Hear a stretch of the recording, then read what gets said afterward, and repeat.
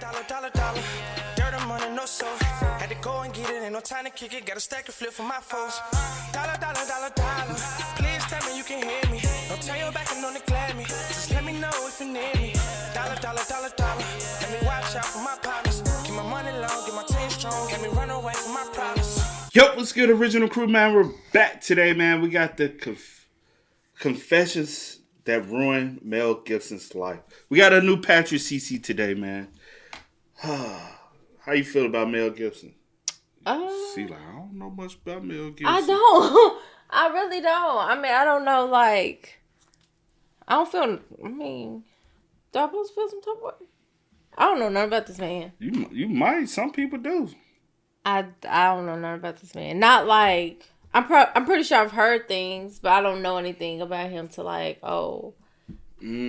But I'm pretty sure if something comes up, I'm like, you know something? I do remember that. I did hear about that. You know what I'm saying? Do you know anything besides, like, Lethal Weapon? You know anything else about him?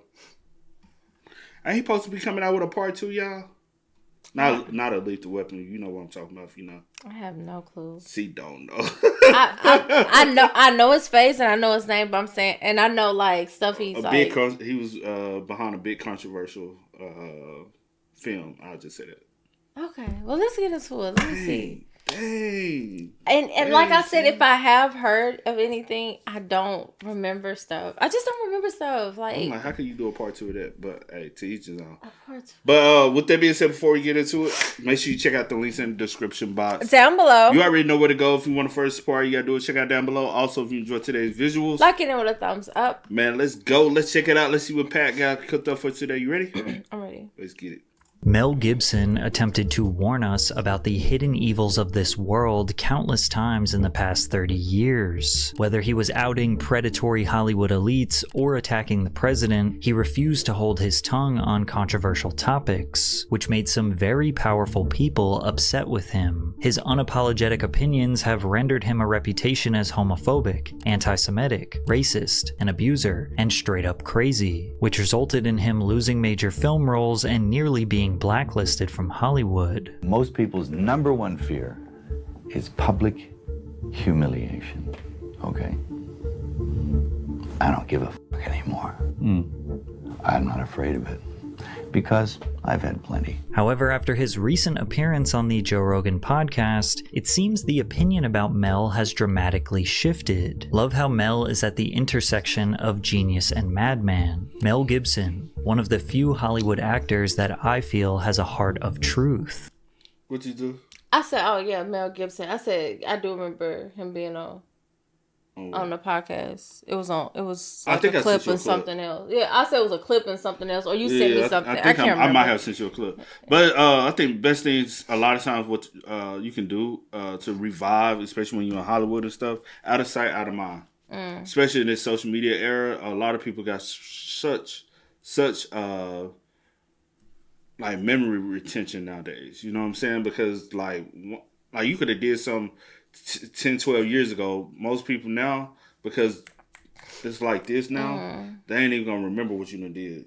You know what I'm saying? Especially younger generation, they don't know nothing. Now that old generation, they don't forget a damn. They ain't gonna forget. But who are you trying to appeal to though? Over the years, Hollywood's dark secrets have slowly come to light, with some of the most unimaginable conspiracies being considered in normal discourse. Today we are going to analyze the controversial things that ruined Mel Gibson's reputation in Hollywood, starting with this 1998 interview where he may have crossed a line. Other points of interest about women, you know. There's a producer I know, successful producer, I will not mention names, but his whole opinion about women on film, from beginning to end, is very brief. He says, women on film, either naked or dead. Both is better. Although we don't know for sure, perhaps Gibson was referring to Harvey Weinstein, because just a couple years after this interview, he created the film Frida, where Salma Hayek alleged that Weinstein would only let her finish the film if she agreed to do a scene with another woman, and he demanded full frontal nudity. Even if that allegation is false, there is no doubt that the mantra, get naked, get nominated, has become kind of a running joke in Hollywood. You know, Right. It used to be, you get naked, you get nominated. But when you think about it, that's kind of a dark reality for women in film. In the past 37 years, only 2 women who won Best Actress at the Oscars had never been on camera. Cher, who won in 1987, and Michelle Yeoh, who won in 2023. Now, the specific roles that got these women the nominations or victories were not always the films that they were nude in, but considering 95% of the winners were naked on film at some point in their career, does beg the question if the elites demand this requirement. Hollywood quickly made Mel realize that normal life is much more appealing than the not-so-glamorous red carpet. He was an outsider, born one of 11 siblings in the Hudson Valley area of New York. His father uprooted his family to Sydney, Australia, where Mel began studying theater and performance art while taking on small acting roles. His big break came in 1979 with the cult classic Australian film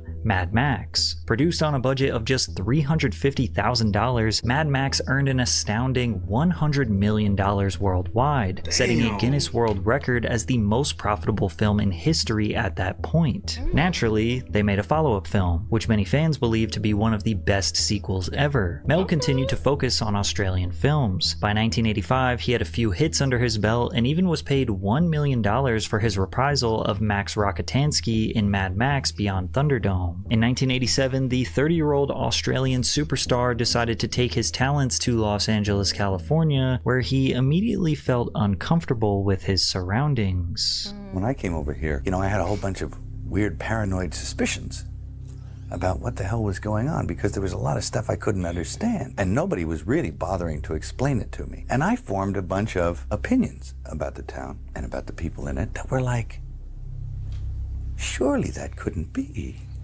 because a whole place can't be like, Weird Town, where the stranger wanders in and all the people are in the bar and they all shut up when he looks at them, and they tell you don't go into the house on the hill, and it's like that. And then you go away and you think, no, I was wrong. I mean, that's insane thinking. I'm paranoid. I imagined that stuff. That couldn't be the reason for why so-and-so was acting like. Could it? And then you find out later on the track that you were exactly on track, that some of your worst nightmares were real. It's tough to know exactly what Mel was referring to. Was he just simply put off by rude socialites who are raised in the valley and act like Los Angeles is the center of the universe? Or did he see something darker and more suspicious? Despite him feeling uneasy, he stuck around. In 1987, he landed a leading role in the buddy action movie Lethal Weapon that would catapult him into A-list fame. Lethal Weapon became a massive hit, ranking as the 8th highest grossing film of '87 and kickstarting an iconic franchise with 4 movies in total. Mel generated nearly $900 million at the... You like Lethal Weapon? I think I do. I can't... No. I'm saying because... Why do you do that? My memory is horrible, so I can't remember. Lethal Weapon was one of the movies you watched with your mom. When I say think, I'm not saying yeah, I like it. Yeah, I do remember, because I was about to say that. I remember watching it with my mom and stuff, like all that type of stuff. I did watch with her. It's one of them childhood joints where when you go back and watch it, it takes you back to your childhood, takes you to a place where things were just simple. Worldwide box office in the 80s, making him more successful than guys like John Travolta and Samuel Jackson. However, his global box office success in the 90s would make him the 10th highest earning actor in the industry, just ahead of 90s icons like Jim Carrey and Tom Cruise. And that's due to his run of hits including the thriller Ransom, the Disney classic Pocahontas where he voices John Smith, and of course his most iconic film, Braveheart. I like Braveheart too. Released in 1995, the film was directed by Gibson, and he also played the lead role of William Wallace, who led a rebellion against English oppression in the late 13th century. The film was an absolute smash, making about 4 times its original. But I also like the one with the Revolutionary War. I can't really think of that one. The name of that one. Do you know? No, I'm sorry. I just that's like. Is it Patriots? The Patriots, something like that. That's how.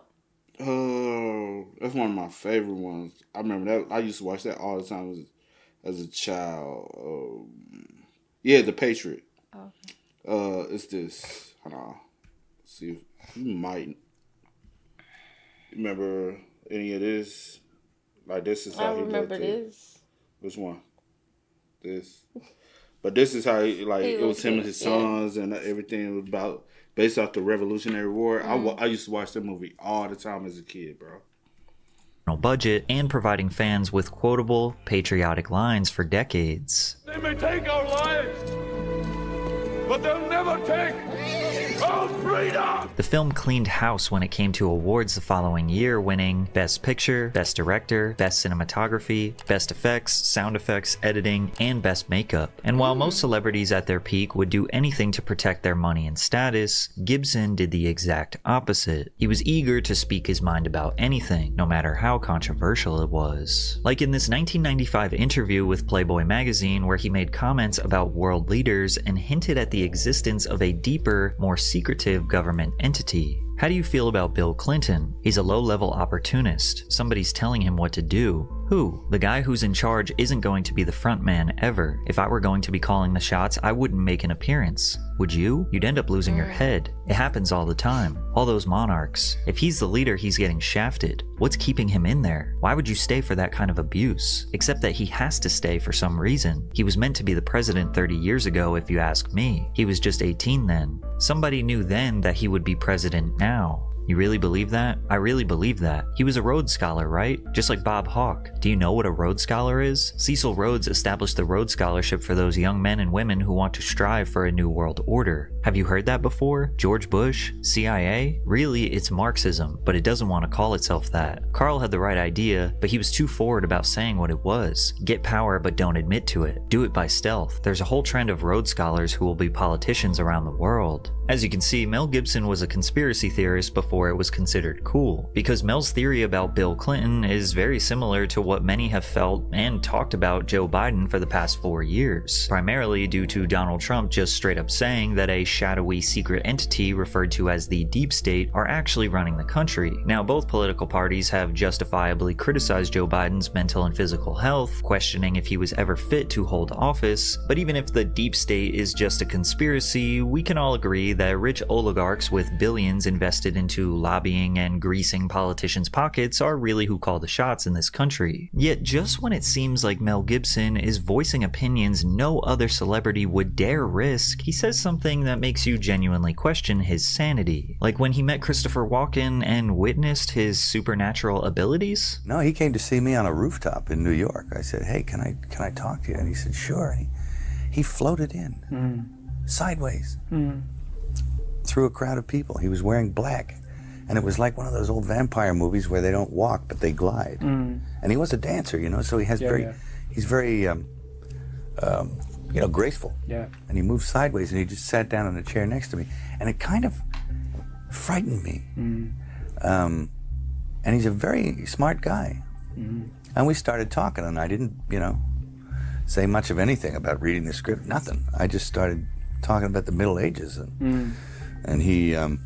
And he began to talk tortures, and we swapped tortures because I'd read this book on torture, and I tried to recall some of the most heinous things I'd ever read in this book, and he was like, oh, and he'd try and top it, and and my assistant was there, and he left because he couldn't stand it anymore. Yeah.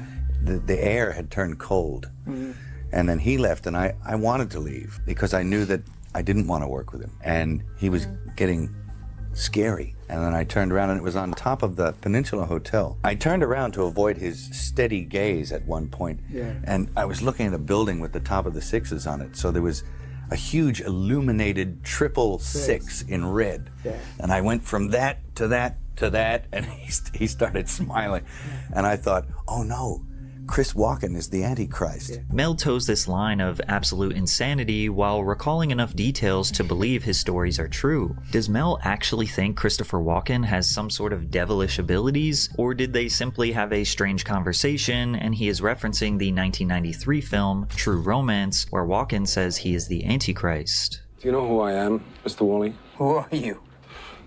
The Antichrist. But this wasn't the only time in the interview where Gibson mentioned a satanic presence in Hollywood. A place like this can humiliate you. And it can humiliate you, it can be humbling. I mean, it does rip your life to pieces. Does it? If you'll let it. Yeah. And it's always pounding at the walls. It's these little guys, these little heathens with no soul downstairs with horns on their head with a battering ram trying to like beat your walls in. Now, I think it's safe to assume that Mel did not actually meet little trolls with horns on their heads, but still to this day there are widespread fears of satanic ritual abuse and cult activity, particularly in Hollywood. These fears go all the way back to 2nd century Rome. There were claims that secret Satan-worshipping cults exist that ritualistically abuse and sacrifice children. The European witch hunts of the 15th, 16th, and 17th centuries also incorporated claims of devil worship and child sacrifice. But America, which is a predominantly Christian nation, didn't feel any widespread threat of Satanism until the 1980s during the Satanic Panic, and most of that threat came from Hollywood. Movies like The Exorcist and Rosemary's Baby were frequently cited as examples of Hollywood glorifying Satanism and influencing impressionable audiences with demonic imagery. Bands like Black Sabbath, Judas Priest, and Iron Maiden were targeted for their dark imagery and lyrics, with people being so desperate that they played the songs backwards to find secret messages.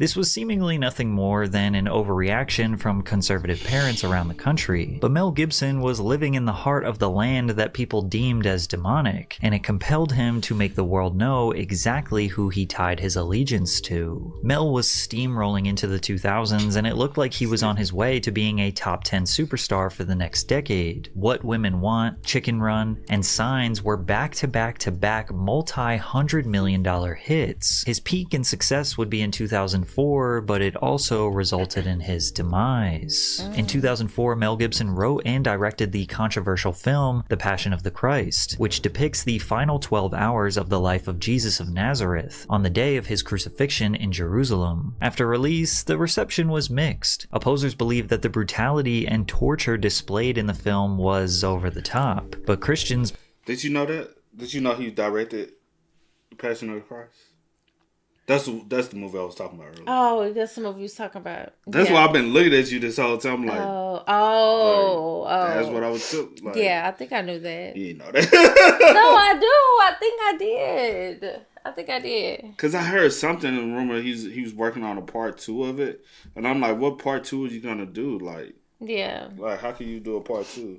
I would like if you come up with a concept, I would like to understand the ideology of the concept you're coming up with from it, but other than that, you don't see it. I don't understand it. I don't understand it. I say that. That the brutality and torture displayed in the film was over the top, but Christians believe that the movie helps us understand just how horribly Jesus suffered. You know, you step into that arena, you know, it's going to create some fireworks. Did you think about that before you did it? Well, I thought, you know, a lot of other people did it. You know, George Stevens did it, and Cecil B. DeMille, and Franco Zeffirelli did it. And what's up? Because I can't like fully remember the movie, but I do know that I have. I can't fully remember the movie. Listen, dude. But I do remember watching it, but I can't remember everything verbatim, like from start to finish, everything that I can't remember that. And if you sit here and say that you can too. You can remember. I've watched it several times. Okay, well, they even showed it at our church before. Yeah, I think I've seen it at church along with other stuff as well. But anyway, my point was that maybe he would probably get more into like different stories, I'm saying like a continuation of it, or would you do like a prequel? That's what I'm saying. Like I don't know what he was supposed to. Anyway, but also I'll just chime in on the part that how can you say that was too brutal, too harsh, when those are things that still happens today? Mm-hmm. Brutality and harsh. You know the thing about the human race, we try to hide like the brutality that actually happens. Yeah. We like to act like it doesn't happen. Or make it seem like it's not as like... That's just things you would think of that will take place in Hollywood. They'll put in a movie or something. No, these are things that actually happen for real. Like depiction of religious-wise, you can't... That's what happened. You know what I'm saying? Mm-hmm. Like, more things worse than that happens. And it happens at the hands of mankind that walks this earth. They do even worse things. I remember, bro, like before YouTube became like heavily censored.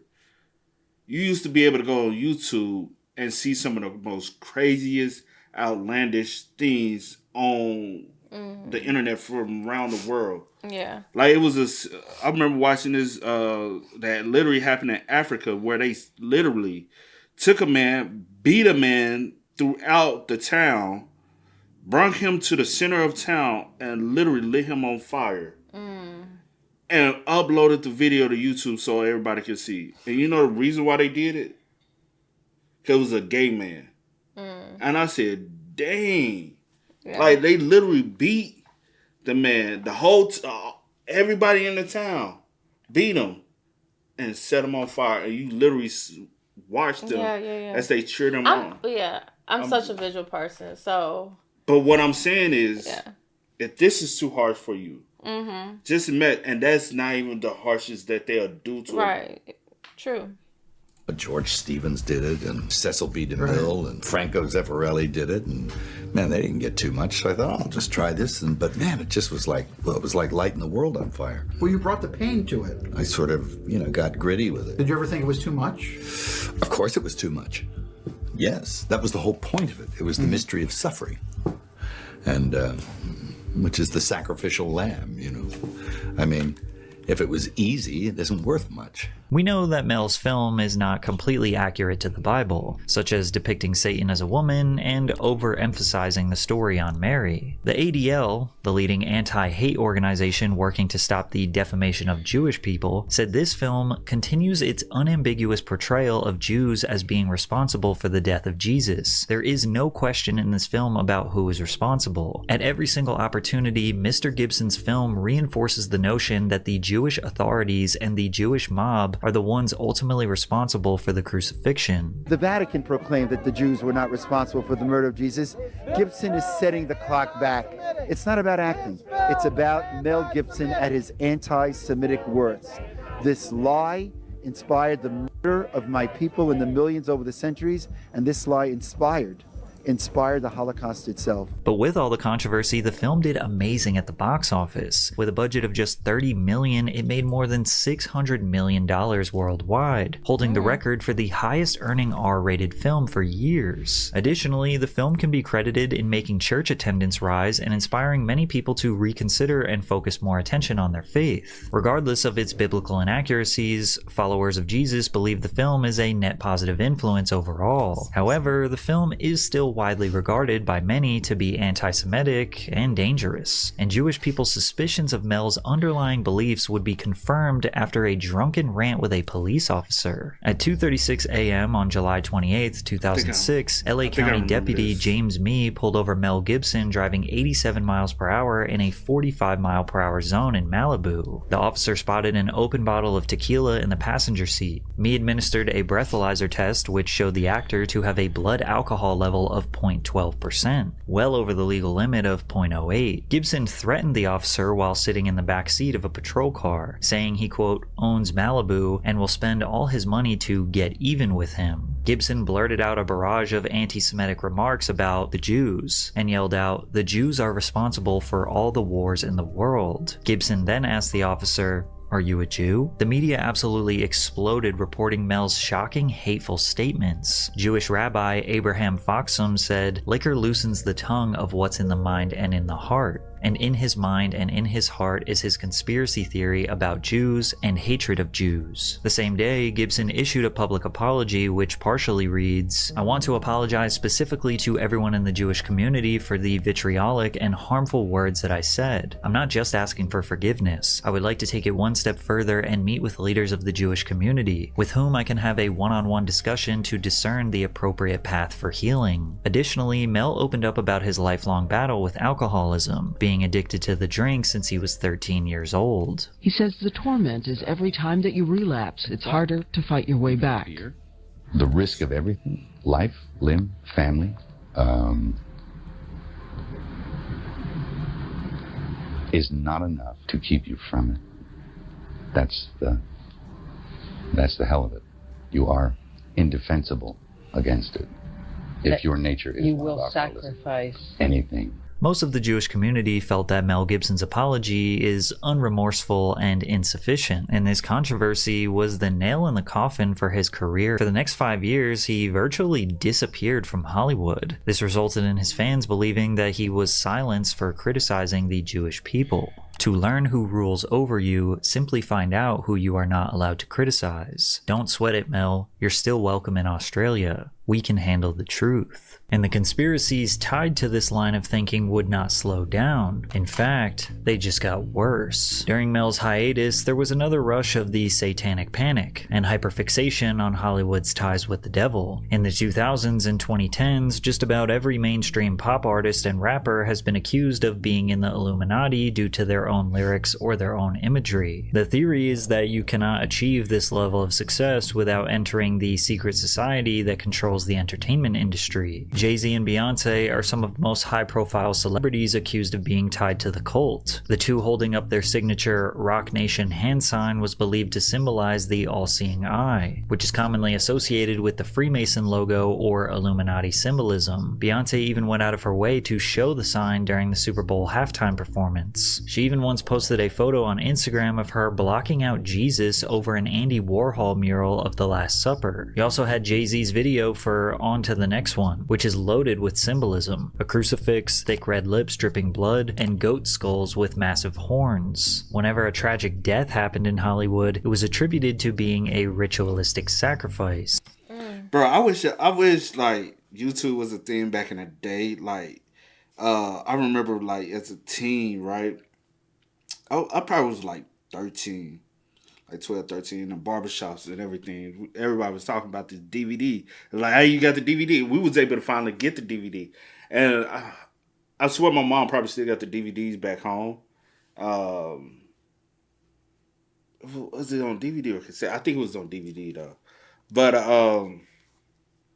they had this, it was an Illuminati DVD. And it broke down, like, all these, like, elite people, and it was like everybody who has partaked, and it's like some of the stuff they was like, hey, this person is in due time for this because everything he said was kind of in the DVD, and even more stuff and more people, and they was like, all right, this person's in due time for this, and this person in due time for that. And so if you see this person go through something, you see this person go through something, that's their pledge. And it was like the different types of way they could pledge their sacrifice. Some was with body, some was with, like, so they give up their body, so it's just like sexual.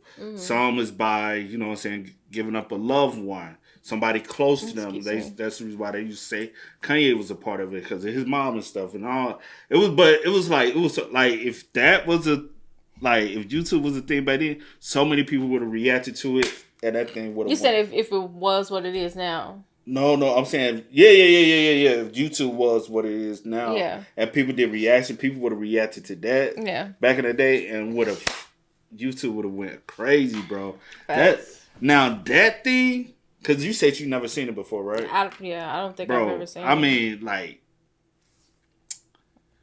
oh man, the DVDs, it had so many people in there. They, like, the way they broke it down, you was like, Rihanna,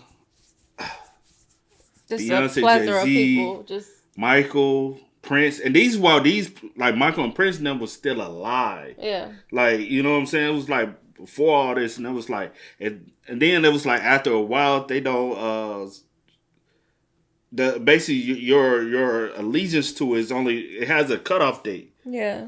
So if you don't go through another ritual, like if you basically you die, because it's like you sold your soul. So like even if you do the sexual thing, you only got a certain amount of time until you have to do another one. And if you don't do another one, then they're gonna start taking your money away from you. You're gonna start looking crazy. You're gonna and then eventually you die. And it's gonna be a mysterious death, and everybody's gonna be wondering what happened. And you know how many people who have died, and everybody been like, what happened? They were just doing this, and they gone. And there's a lot of people, famous people, elite people. But yeah, I'm gonna have to go back home and see what my mom got, like the DVDs one See if she time. still got it. It's probably in the attic though, and I don't feel like going up in the attic trying to look for it. But yeah, that's used to be. We sat there and watched it though, because everybody was talking about it. You had to hunt for the DVD because a lot of people didn't want people to know like, yo, I got it for sale, like type of thing. Rumors circled that Kanye West sacrificed his own mother, who tragically died during plastic surgery, to achieve even higher levels of fame, or that Amy Winehouse was trying to leave or refuse the Illuminati, and she was killed for it, which was amplified because of what she said in this interview. Have they tried to mold you in any way, though, if people ask you to do things to change the way you look or speak or behave? Yeah, one of them tried to mold me into a big triangle shape, and I went, no. Now, none of this information can be substantiated with any facts. I'm telling you, and the reason why I want to get it so you can be able to see it, and so because I'm like, bro, that thing was like, it was one of the biggest conspiracy things like that was in the barbershop talks in the early 2000s, like in the 2000s, like 2010s and areas, stuff like that. Like it was a big. Yeah, and I was just like, dang. When we finally got it, we just sat home and we was like, all right, let's watch it. Watch it. We was just like, I'm for real, man. Now, none of this information can be substantiated with any facts. We don't even know how any of these rumors or conspiracies started in the first place. But that doesn't mean that they're entirely baseless. There are a considerable number of celebrities that have leaned into the conspiracy as a shocking formula to get attention in the press. Like when Lil Nas X sold 666 pairs of Nike sneakers with pentagrams and a drop of real human blood on them. And his Montero music video where he descends down to hell to give the devil a lap dance. There have also been some stars straight up admitting to having an allegiance to the devil. Thank you to Satan for giving me inspiration on how to play this role. He is in Illuminati. I'm in Illuminati.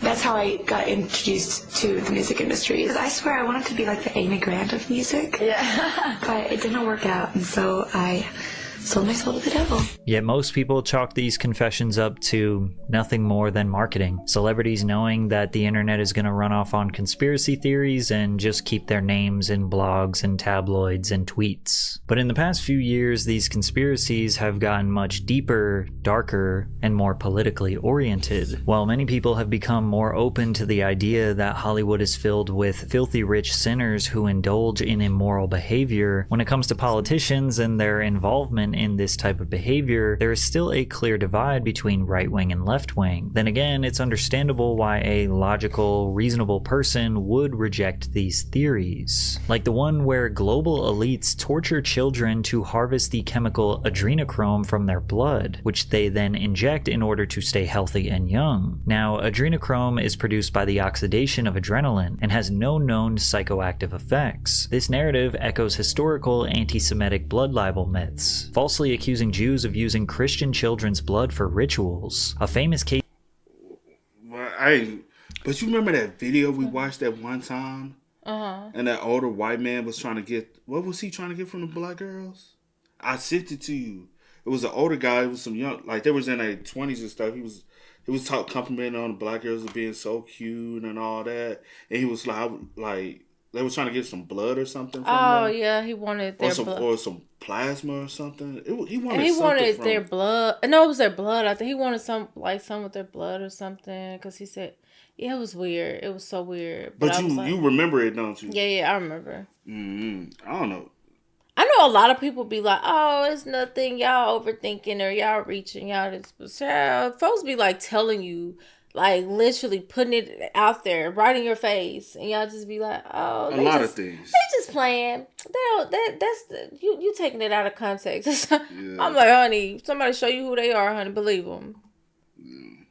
case in 1475 is a horrific example. 2-year-old Simon disappeared from the Italian city of Trent, and the local Jewish community was rounded up and burned at the stake after being forced to confess under torture that the boy had been sacrificed and his blood used to bake matzah. This blood harvesting theory has been closely intertwined with Pizzagate, which claimed that Hillary Clinton was running a child ring out of the Comet Ping Pong Pizza Shop in Washington, D.C. The origins of this conspiracy derive from 30,000 leaked emails sent to and from Hillary Clinton's private email server while she was the Secretary of State. The emails were mainly about fundraising events, but high-profile pro-Donald Trump figures such as Mike Cernovich and Alex Jones began advancing the claim that the emails were proof of ritualistic child abuse. One email in question belonged to Hillary Clinton's campaign chairman, John Podesta, revealing an invitation by his brother to a spirit cooking dinner at the home of artist Marina Abramovich. She wrote, "I am so looking forward to the spirit cooking dinner at my place. Do you think you will be able to let me know if your brother is joining?" Spirit cooking with essential aphrodisiac recipes is a performance art piece released in 1996, with Marina writing a series of cryptic, poetic instructions and recipes on walls in pig's blood. People have interpreted the performance art as occult or satanic rituals. They arrived at those conclusions from countless performance art gatherings with high-profile figures that showcase them eating and drinking off of or around stagnant human bodies. Perhaps one of the weirdest ones is Lady Gaga drinking the liquid surrounding this woman's body that seemingly symbolizes someone dying and bleeding out. Marina has also been tied to several Hollywood stars, including Jay-Z and Beyonce.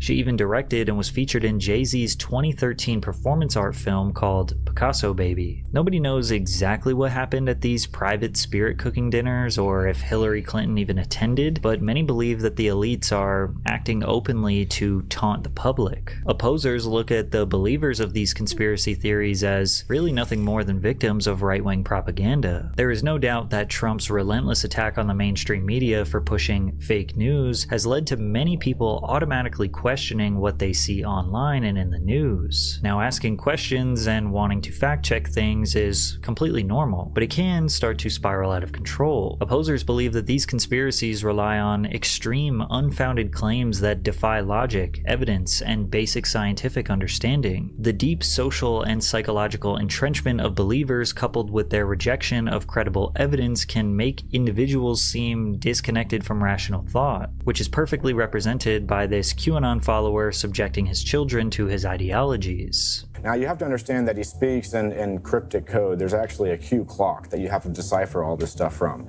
So this is a actual Q drop? Yep. Anderson Cooper, and you can see all the satanic artwork in the background, which is just troubling. I mean, you have a man here getting burned alive while there's some sort of satanic ritual going around in the background. I see that sacrifice is misspelled. Do you think that's also cryptic? Yeah, absolutely. These guys are smart. Anything that's misspelled, anything that looks out of the ordinary, there's something to it. The purpose of the movement is to question everything. The people who are pulling the strings is the Italian Vatican. They actually are reptilian bloodlines from another planet. They're basically robots. And the evil people that are there, such as the Rothschilds, who suck blood out of children to get adrenochrome and stay young and beautiful forever. But then something happened that gave enough justification to conspiracy theorists to essentially believe every rumor they ever heard, which was the investigation, arrest, and death of Jeffrey Epstein. Epstein was a high-profile financier that operated a vast network of sexual abuse and human trafficking involving underage girls. Countless powerful figures and high-profile celebrities were connected to and friends with Epstein. Suddenly, the idea that there is a pedophilic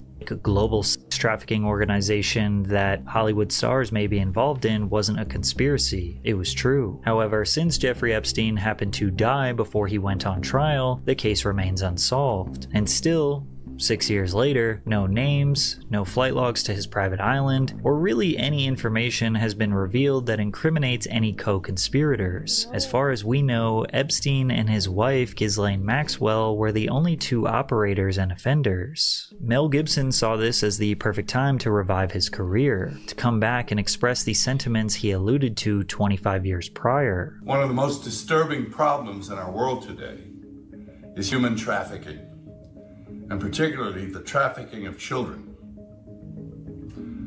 Our future is our children. Now, the first step in eradicating this crime is awareness. Go see Sound of Freedom. In 2023, Mel re-arrived in the pop culture zeitgeist as he was the executive producer of the film Sound of Freedom. This is a low-budget action thriller about a US federal agent who goes rogue on a mission to rescue children in Latin America from sex trafficking. After raking in over $180 million at the domestic box office, it drew an immense amount of criticism. Much of the controversy surrounding this film stems from Jim Caviezel and Tim Ballard, who have openly supported QAnon. They perpetuated narratives that the elites are nothing more than adrenochrome harvesting, child sacrificing heathens, which made opposers feel that the film wasn't even worth watching if you had incredibly biased and radical men writing and producing it. But much like Gibson's Passion of the Christ, many supporters felt that even if the film doesn't provide a realistic perception of what it takes to discover and rescue child trafficking victims, just discussing the global issue is a net positive. That's definitely how most of Joe Rogan's followers felt after Mel's appearance on his show. Although Mel wasn't talking about Hollywood specifically, he did have some interesting suspicions about human civilization as a whole. We're looking at a world where that there are big realms, spiritual realms. There's good, there's evil, and they are slugging it out for the souls of mankind. And my question is, why are we even important? Little old flawed humanity, why are we important in that process where the big realms are slugging it out over us? Hollywood has become so political, it's hard to separate the two. Musicians, actors, producers often feel the need to take a political stance these days, and if they don't, they are criticized for staying quiet. It's gotten so bad that it feels like modern films are ruined just to align with a political ideology. Combine that with all these sadistic conspiracy theories, and it has many reconsidering if they want to support this industry at all anymore. Additionally, celebrities are speaking out and recounting their Hollywood horror stories and being met with love and support, whereas before they would be ostracized and called crazy. We have seen this with countless child stars, once deemed as crash-out drug addicts, and now we understand what Dan Schneider and associates may or may not have done to cause that. President Donald Trump even announced Mel Gibson as a special ambassador to the quote, great but very troubled Hollywood, and he will make suggestions directly to the president to bring back Hollywood stronger than ever before. Mel Gibson recognized something was off about Hollywood. He was vague when he described it, but I think it's safe to say his suspicions were sound. Even if you don't believe 90% of what was presented in this video, you can still at least get behind the idea that Hollywood is filled with narcissistic sociopaths. Granted, Mel Gibson might have also been that. He may not have been the best messenger. There is no doubt he has some extreme ideologies, ones that most rational people could never align with, but he at least remained consistent with his beliefs, even though it cost him the second half of his career. You know, that is true. Like sometimes people, like the message itself is something that it's like true or something that people needs to hear or whatever the case may be. You gotta be willing to risk. Yeah, but sometimes you have to learn to separate. No, I'm saying like as far as the messenger, sometimes you have to learn to separate, because you may have like, oh, I don't like this person, but what they saying is true. Or I don't agree with everything this person say, but what they are saying in this moment is true. And like some people don't know how to separate the message from the messenger. Yeah, that's what you always. That's what I was gonna say. You always like to say that, which is the old time saying. Sometimes you have to pay attention to the message and not the messenger, because sometimes it be the right thing for you to hear. Yeah, but it's the wrong person that's delivering it, so you don't want to hear it because of the person that's giving the message. Yeah, but it's the thing you need to hear, which. Just learn to have discernment with things. But so, did you know any of? A little bit, and that's the thing. I'm the type of person where I have. No, I'm talking about male though. That's what I'm saying. Oh, okay.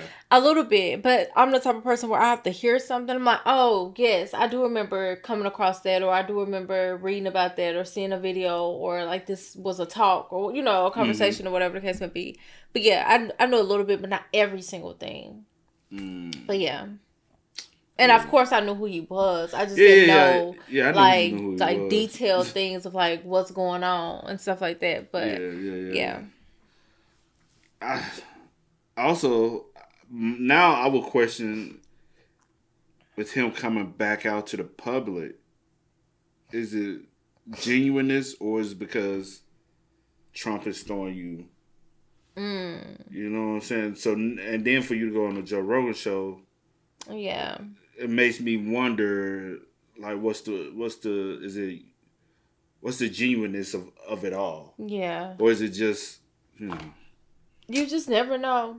I don't know what people's true heart is nowadays. And because some people, like, let's be real, some people would get knocked down, try over and over to get back up, can't get back up. And then that opportunity, they'll hop on it because they're like, hey, y'all just don't know. I've been struggling for the past 10 years. I need right. Maybe it won't hurt to just stick a big toe in just to get a little pull. You know what I'm saying? Like, and my thing is, if you believe something or if you believe in something, stand 10 toes on it. You know what I'm saying? But facts, man. But hey, man, y'all spam us up in the comments. Y'all let us know y'all thoughts about it for us in the comment section down below. But until next time, y'all know how it go, man. I do go by the name DJ New Kid. This is Sierra Nicole. We are Kid and C. We are. Peace.